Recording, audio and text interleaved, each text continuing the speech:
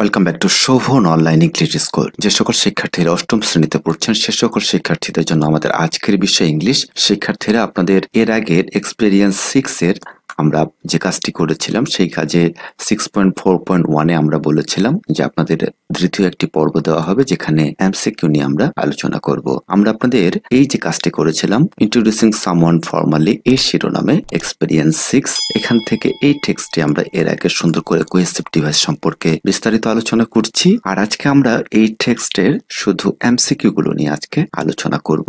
আর যেহেতু আমরা এর আগে আপনাদের বাংলা সহ বিস্তারিত আলোচনা করেছি, এজন্য আজকে বাংলা নিয়ে আমরা আলোচনা করছি না, আমরা সরাসরি চলে যাচ্ছি এমসিকিউতে। খেয়াল করেন প্রথমে যে এমসিকিউটা আমরা এখান থেকে তৈরি করেছি সেটি হচ্ছে what was Amina doing when her mother entered her room. Amina কি করছিল যখন তার মাতার ঘরে ঢুকলেন। খেয়াল করেন শিক্ষার্থীরা, আপনাদের যেহেতু বার্ষিক পরীক্ষার প্রস্তুতি নিতে হবে আর এই জন্য কিন্তু আমাদের এই আয়োজন মালা, আপনাদের এগুলো উপকারে আসছে কিনা সেটা অবশ্যই কমেন্ট সেকশনে জানিয়ে দেবেন। তাহলে আমরা যে অপশন 4টি পাচ্ছি sleeping, reading, watching TV, writing, তাহলে আমাদের এখানে উত্তরটি হচ্ছে আপনাদের বি নাম্বার, সে তখন পড়ছিল। এরপরে আসছে 2 নম্বরে যে বিষয়টি বলা হয়েছে what term did Amina come across in her reading. Amina তার পড়ার সময় কোন শব্দটি বা টার্মটির মুখোমুখি হয়েছিল।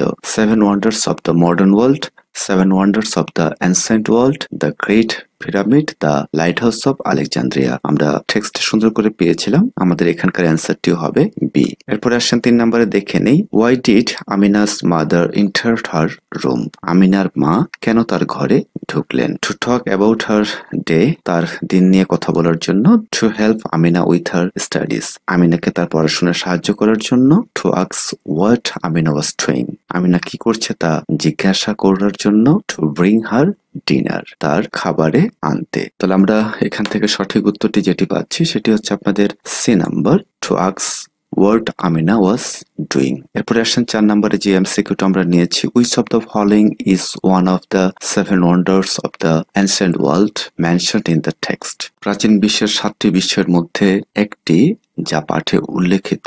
এই যে নিচে অপশনগুলো রয়েছে সেখান থেকে কোনটি। Eiffel tower, Colosseum, great pyramid of Giza, learning towers of Pisa. তাহলে আমরা টেক্সটে পেয়েছিলাম আমাদের উত্তরটি হচ্ছে great pyramid of Giza. Number 5, how tall was the Great Pyramid of Giza when it was first constructed? Great pyramid of Giza যখন প্রথম নির্মাণ করা হয়েছিল তখন তার উচ্চতা কত ছিল। এই ক্ষেত্রে আমরা সরাসরি টেক্সটে পেয়েছিলাম, আমাদের উত্তরটি হচ্ছে 481 ফিট, সি নাম্বার। এরপরে আসেন number 6, how long did the great pyramid of Giza remain the tallest man made structure. যে বিষয়টি বলা হচ্ছে গ্রেট পিরামিড গিজা কতদিন ধরে সবচেয়ে উঁচু মানব নির্মিত কাঠামো হিসেবে ছিল। আমরা টেক্সট পেয়েছিলাম 3800 বছর ধরে, এই জন্য আমাদের উত্তর হবে সি নাম্বার। এরপরে আসেন number 7, what was the height of the lighthouse of Alexandria. আলেকজান্দ্রিয়ার বাতিঘরের উচ্চতা কত ছিল। আমরা টেক্সট যদি দেখি সরাসরি আপনি পেয়ে যাবেন বি নাম্বারটি উত্তর 387 ফিট। 8 নম্বরে আসেন how ton is the tallest building in Amina's country mentioned in the text. এই প্রশ্নটি একটু ক্রিটিক্যাল করে করা হয়েছে। আমিনার দেশে সবচেয়ে উঁচু বিল্ডিংটি পাঠে উল্লেখিত এর উচ্চতা কত, সেটি হচ্ছে আমাদের 561 ফিট। দ্যাট মিনস আমিনা যেহেতু বাংলাদেশে বসবাস করে আর বাংলাদেশের যে টেক্সট আমরা পেয়েছিলাম সেটার কথা এখানে বলা হচ্ছে যে বাংলাদেশের যে বিল্ডিংটি ছিল সেটির উচ্চতা কত। আমরা চলে যাচ্ছি 9 নম্বরে, when was the tallest building in Amina's country built? Amina's country বলতে আওয়ার কান্ট্রিকে বোঝাচ্ছে। বাংলাদেশে উঁচু যে বিল্ডিংটি নির্মিত হয়েছিল সেটি কত সালে করা হয়েছিল, সেটি আমাদের করা হয়েছিল 2012 সালে। Number 10, why are the 7 wonders of the ancient world called wonders? প্রাচীন বিশ্বের 7টি বিস্ময়কে কেন বিস্ময় বলা হয়। they are mysterious, এগুলি রহস্যময়। they inspires the feeling of awe, এগুলো বিশ্বের অনুভূতি সৃষ্টি করে। they are the latest structure in the world, এগুলি বিশ্বের সবচেয়ে বড় কাঠামো। they are all located in Egypt, এগুলো সবই মিশরে অবস্থিত।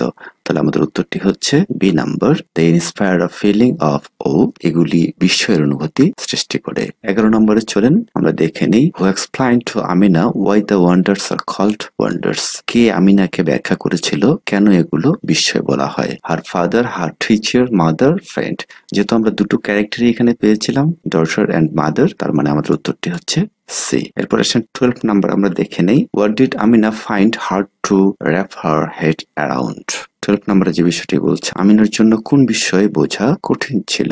The age of the great pyramid of Giza, great পিরামিডের বয়স, the size and origin of the great পিরামিডের আকার এবং উৎপত্তি।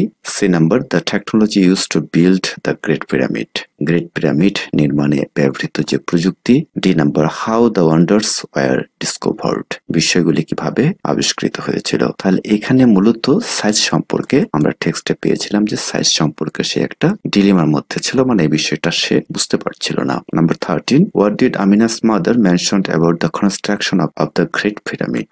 আমিনার মা গ্রেট পিরামিড নির্মাণ সম্পর্কে কি উল্লেখ করেছিল? It was built with modern technology, এটি আধুনিক প্রযুক্তি দিয়ে নির্মিত হয়েছিল। It was built with modern technology, it was built without modern technology, এটি আধুনিক প্রযুক্তি ছাড়াই নির্মিত হয়েছিল। It was built using steel, এটি ইস্পাত ব্যবহার করে নির্মিত হয়েছিল। It was built in the 21st century, এটি 21 শতকে নির্মিত হয়েছিল। তাহলে আমাদের উত্তরটি পরিষ্কার একটি উত্তর, বি নাম্বার, এটি আধুনিক প্রযুক্তি ছাড়াই নির্মিত হয়েছিল। Number 14, what is Amina's reaction after her conversation with her mother? তার মায়ের সাথে কথোপকথনের পর আমিনার প্রতিক্রিয়া কি ছিল? সে গোস টু বেড, সে ঘুমোতে যায়। সে continues thinking about the wonders, সে বিশ্বের সম্পর্কে চিন্তা চালিয়ে যায়। সে thanks her mother and goes back to her studies, সে তার মাকে ধন্যবাদ জানায় এবং তার পড়াশোনায় ফিরে যায়। সে লিভস দ্য রুম, সে ঘর থেকে বেরিয়ে যায়। তাহলে আমাদের সঠিক উত্তরটি হচ্ছে সে তার মাকে ধন্যবাদ জানায় এবং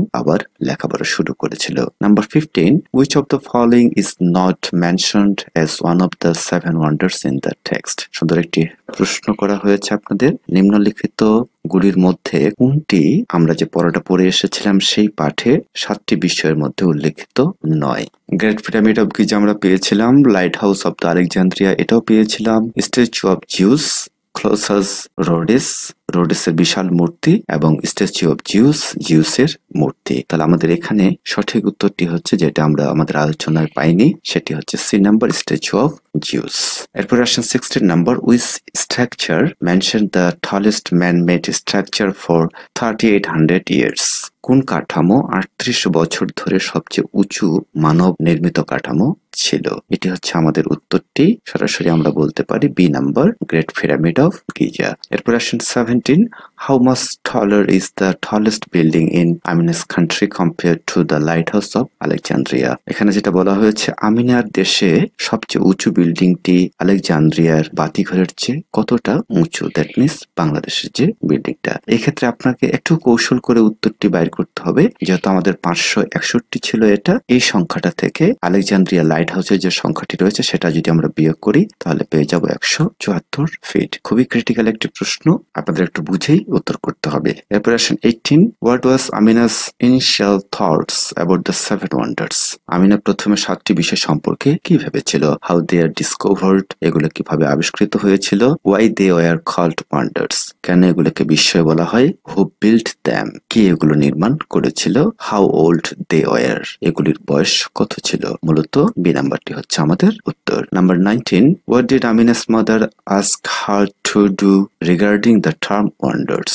আমিনার মা তাকে বিস্ময় শব্দটি নিয়ে কি করতে বলেছিলেন? ডিফাইন ইট, সংজ্ঞায়িত বা সংজ্ঞা দেওয়া, রিসার্চ ইট, এটি নিয়ে গবেষণা করা, গেস দ্য অ্যান্সার, উত্তর অনুমান করা, রিড মোর অ্যাবাউট ইট, এটা সম্পর্কে আরো পড়া। তাহলে আমরা টেক্সটে পেয়েছিলাম আমাদের উত্তরটি হচ্ছে C number, guess the answer, অ্যান্সারটি অনুমান করতে বলেছিলেন। এরপর 20 নাম্বার আমাদের এই পর্বের সর্বশেষ আলোচনা, what emotion do the 7 wonders evoke according to Amina? আমিনার মতে 7টি বিষয় কোন অনুভূতি সৃষ্টি করে? ফেয়ার, ভয়, সারপ্রাইজ, আশ্চর্য, ওয়ান্ডার অ্যান্ড ও, বিস্ময় এবং মুগ্ধতা, কিউরিওসিটি, কৌতূহলী। তাহলে আমাদের উত্তরটি হচ্ছে সি নাম্বার, ওয়ান্ডার অ্যান্ড ও, বিস্ময় এবং মুগ্ধতা। শিক্ষার্থীরা, এই ছিল আমাদের এমসিকিউ এর পর্ব পার্ট 2। পরবর্তীতে আমরা এখান থেকে 10টি প্রশ্ন নিয়ে পার্ট 3 তে আলোচনা করব।